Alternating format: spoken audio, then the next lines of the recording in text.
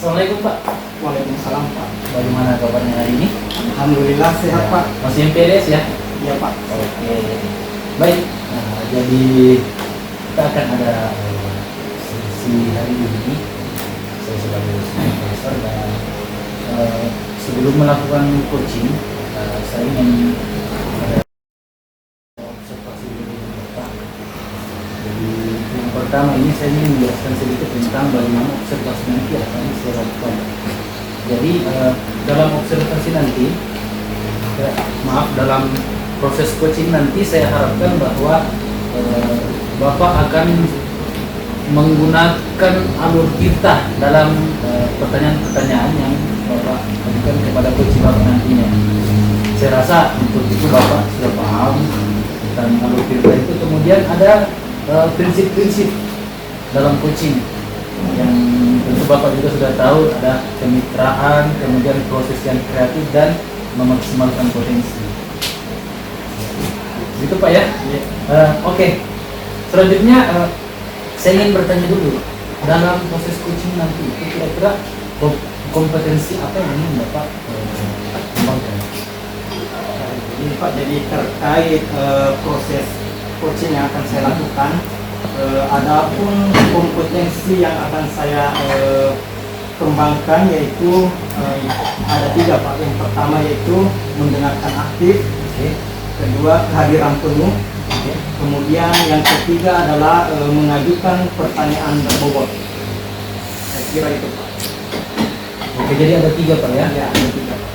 Oke, kira-kira dari 3 kompetensi coaching ini, bagian mana yang akan spesifik Bapak kembangkan Pak? Ya, jadi terkait fokus saya yang ingin saya kembangkan yaitu kompetensi mendengarkan aktif. Karena ini saya kira kompetensi ini sangat penting Pak untuk menggali atau menemukan permasalahan-permasalahan yang ada dalam proses coaching nanti. Jadi mendengarkan dengan aktif Pak ya. Tapi kan tidak menutup kemungkinan nanti 2 kompetensi lain juga ada dalam situ ya. Kemudian kira-kira indikator ketercapaian dari tujuan pengembangan yang diinginkan tadi apa? Ya, jadi indikatornya Pak, rencananya saya nanti akan menggunakan rubrik penilaian. Rubrik penilaian terkait ketercapaian alur tirta secara runtut. Jadi alur tirta yaitu tujuannya, kemudian identifikasinya, kemudian apa istilahnya, rencana aksinya, kemudian tanggung jawab. Saya kira itu harus kita lakukan secara runtut dan maksimal. Jadi kalau menurut saya dari segi perencanaan ini sudah sangat baik Pak. Silahkan melaksanakan coachingnya. Saya akan mengobservasi yang Bapak lakukan, mudah-mudahan berjalan dengan lancar sesuai dengan yang sudah direncanakan. Oke, baik, silahkan Pak. Terima kasih Pak.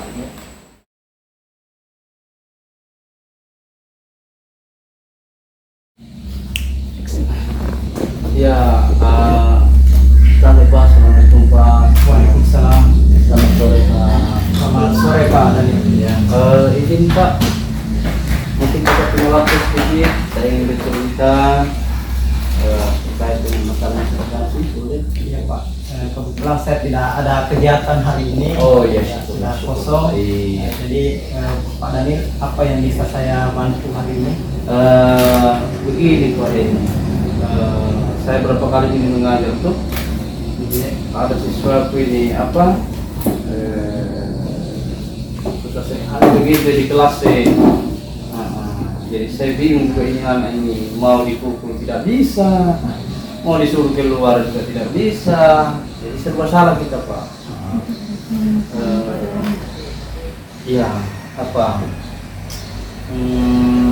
Saat saya mengajar itu apa? Dia susah sekali begitu, tidak fokus, tidak memperhatikan gitu. Baik. Jadi mungkin dalam kesempatan ini mungkin Bapak bisa bantu saya solusi supaya bisa selesai. Baik, jadi permasalahannya itu ada siswanya Pak Iya, ya yang betul, Pak. ketika Betul. Bapak mengajar dia tidak fokus, Betul. mungkin dia berbicara sama teman sebangkunya. Iya. Jadi baik Pak Daniel, jadi kalau boleh tahu Pak, tadi mengajar materi apa? Sebenarnya saya guru agama Pak. Oh. Cuman saya dikasih mengajar juga guru karate gitu. Oh iya Pak. Jadi memang kejadian ini Pak sering terjadi atau baru kejadiannya tadi? Mungkin baru 1 bulan mungkin ya. Oh, baru 1 bulan ya, Pak. Kurang lebih 1 bulan lah Pak, gitu ya.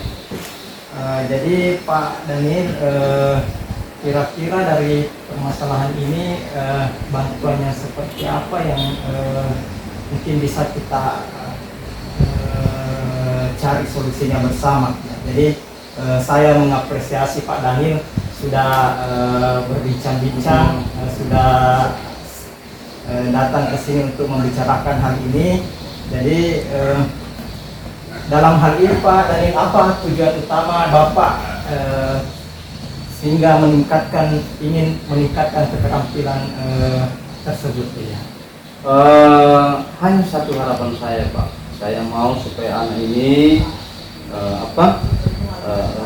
ketika saya mengajar dia bisa fokus begitu, paling tidak dengar saya pada waktu berbicara sehingga dia tidak tertinggal materi karena teman-temannya itu lain semua pada aktif. Nah, bisa dia sendiri ini memang nggak ada, bingung saya begitu Pak, nggak tahu apa yang mau harus lakukan begitu. Iya. Jadi Pak Daniel, apakah sebelumnya ada pernah usaha-usaha yang sudah Bapak lakukan untuk mengatasi hal ini? Sejauh ini saya belum ada sesuatu yang saya lakukan ya, karena kebetulan ini juga anak, saya dengar bahwa baru kurang lebih 2 bulan dia masuk di sekolah. Jadi memang ini anak saya belum tahu persis seperti apa kendalanya, tetapi paling tidak saya bermaksud saya mau dia bisa menjadi seperti murid pada umumnya begitu, di kelas aktif, ikut pelajaran yang baik. Saya kira begitu Pak. Ya, jadi Pak Daniel, kira-kira tantangan-tantangan yang seperti apa yang Bapak hadapi sehingga belum melakukan usaha-usaha untuk mengatasi masalah ini? Itu sebabnya Pak, karena memang saya sadar bahwa dalam proses ini banyak sekali tantangan yang saya hadapi, masalah kendala sehingga sampai ini tidak tercapai tujuan itu. Untuk itu saya datang komunikasi, kalau tidak minta petunjuk sama Bapak, seperti apa langkah yang saya bisa lakukan. Karena sejauh ini yang saya sudah lakukan adalah ya, mencoba komunikasi dengan rekan sejawat, begitu. Saya coba juga komunikasi dengan wali kelasnya, tapi wali kelasnya sendiri dia katakan bahwa saya agak bingung juga dengan anak ini, begitu. Karena apakah saya tidak tahu apa punya kelainan tersendiri, itu juga saya tidak paham. Pak Daniel, terkait apa yang tadi yang Pak Daniel utarakan, kira-kira Pak Daniel, apa kira-kira yang Anda butuhkan untuk menghadapi atau mengatasi tantangan tersebut? Apa ya, kalau mau dibilang kebutuhan ini banyak, tetapi paling tidak yang pertama saya mendapat dukungan penuh terutama dari pimpinan, kedua rekan sejawat, bagaimana menyelesaikan kasus persoalan ini Pak. Karena memang ini adalah bagi saya bahwa merasa bahwa ini masalah besar begitu.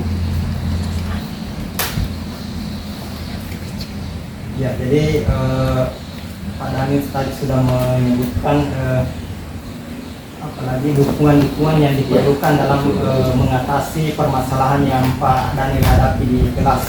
Iya. Jadi betul sekali Pak Daniel, memang harus dilakukan kolaborasi. Iya, Intinya betul. kerjasama antara rekan sejawat, kemudian dukungan dari pimpinan, dalam hal ini kepala sekolah, iya, memang sangat dibutuhkan untuk mengatasi setiap permasalahan yang ada di kelas maupun di sekolah. Betul. Jadi Pak Daniel, apa saja atau rencana yang Pak Daniel ingin lakukan ke depannya untuk mengatasi hal ini? Iya. Pertama yang saya sudah sebutkan tadi, saya mencoba komunikasi dengan pimpinan, rekan sejawat, termasuk guru BK, karena paling tidak menggali informasi. Yang terpenting juga saya akan coba komunikasi dengan orang tuanya, saya akan telepon. Sebenarnya apa sih yang sebenarnya terjadi sehingga kondisi anak ini bisa seperti itu. Saya kira itu yang saya bisa lakukan. Luar biasa Pak Daniel. Jadi dari apa yang tadi Pak Daniel katakan terkait rencana yang akan Bapak lakukan, kira-kira Pak, rencana ini kapan akan Bapak mulai laksanakan? Untuk itu mungkin perlu saya, karena besok saya masih ada kegiatan kemungkinan besar tidak dulu sempat, apalagi besok libur kan. Iya. Jadi mungkin bisa berbicara dengan pimpinan, juga dengan sejauh, saya kira itu. Ya, luar biasa Pak Daniel sudah mendapatkan setidaknya adalah gambaran yang akan Bapak lakukan, ada rencana kapan akan dilakukan usaha-usaha tersebut. Jadi saya sangat mengapresiasi apa yang Bapak akan lakukan ke depannya. Jadi mudah-mudahan semua bisa terlaksana dengan baik Pak. Siap. Dan mendapatkan hasil yang maksimal sesuai dengan apa dan harapan kita. Baik Pak Daniel, sebelum kita mengakhiri kegiatan ini, saya mau minta pendapatnya, bagaimana perasaan Bapak setelah melakukan atau dalam proses perbincangan tadi, bagaimana perasaan Bapak? Kamu mungkin kehilangan. Iya. Terima kasih Pak. Kalau ditanya masalah perasaan, tentu saya merasa lega. Dalam hal ini saya meyakini bahwa saya tidak saya tidak sendiri menanggung beban begitu ya. Ada rekan-rekan, ada pimpinan, ada guru BK yang akan menolong saya. Tentu seperti yang Bapak sudah katakan tadi, ada kolaborasi kan. Jadi dengan kesempatan ini juga Pak, saya ucapkan terima kasih sudah dibantu, difasilitasi, bagaimana bisa menemukan titik terang terkait dengan kondisi yang saya hadapi. Iya, baik Pak Daniel. Jadi memang dalam proses ini kita memang dalam perbincangan tadi bukan cuma Bapak yang artinya belajar, kita sama-sama belajar. Jadi bukan berarti saya di sini menggurui, kita sama-sama belajar untuk menemukan solusi atau permasalahan yang Bapak hadapi di kelas. Baik Pak Daniel, semangat Siap, terima untuk kasih. memberikan pembelajaran yang berpihak kepada murid. Saya berharap kedepannya bisa lagi meningkatkan kompetensi Bapak untuk mengajar. Oke, terima kasih Pak. Terima kasih Pak Daniel. Oke, terima kasih Pak waktunya. Ada izin saya permisi Pak.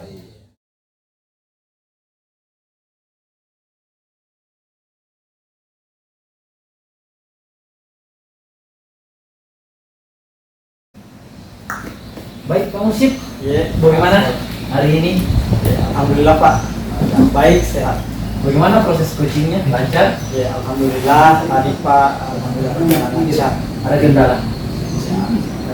Saya kira kalau kendala bisa diatasi Pak. Saya masuk ke tahap pasca observasi Pak ya. Saya akan ajukan beberapa pertanyaan tentang observasi yang saya coaching yang Bapak lakukan. Yang pertama, bagaimana Bapak menilai performa Bapak dalam proses coaching? Menurut saya Pak, performa saya tadi saya bisa katakan itu sudah sangat baik. Karena kenapa saya mengatakan demikian? Karena dalam proses coaching tadi itu sudah berjalan sesuai apa yang saya rencanakan, yaitu terkait dengan penggunaan alur tirta. Jadi saya sudah, apa yang saya pahami tentang alur tirta itu saya sudah berusaha untuk menerapkannya pada proses coaching tadi. Oke. Baik Pak Mursyid, jadi kita harus penuh dengan percaya diri, seperti itu ya Pak. Oke. Boleh saya menyampaikan hasil pengamatan saya tadi? Sangat boleh Pak. Oke. Jadi dari pengamatan saya saat proses coaching tadi itu, Bapak sudah melakukan coaching itu benar, seperti yang Bapak katakan tadi, sudah menggunakan alur tirta. Itu saya lihat sudah ada. Kemudian prinsip-prinsip coaching itu sudah nampak di dalamnya. Kemudian yang ketiga, kompetensi yang ingin dikembangkan tadi sesuai perencanaan, yaitu mendengarkan dengan aktif. Ini saya lihat sudah dilaksanakan dengan baik. Di samping itu, kompetensi coaching yang lain saya lihat juga sudah nampak, namun memang masih perlu untuk dikembangkan lagi ke depannya. Itu untuk pengamatan saya, Pak. Kemudian kira-kira ke depannya kompetensi apa lagi yang ingin Bapak kembangkan dari proses coaching ini? Tadi Pak memang sebelumnya saya sudah menyampaikan bahwa fokus saya melaksanakan proses coaching ini adalah kompetensi yang ini saya kembangkan, yaitu adalah mendengarkan secara aktif.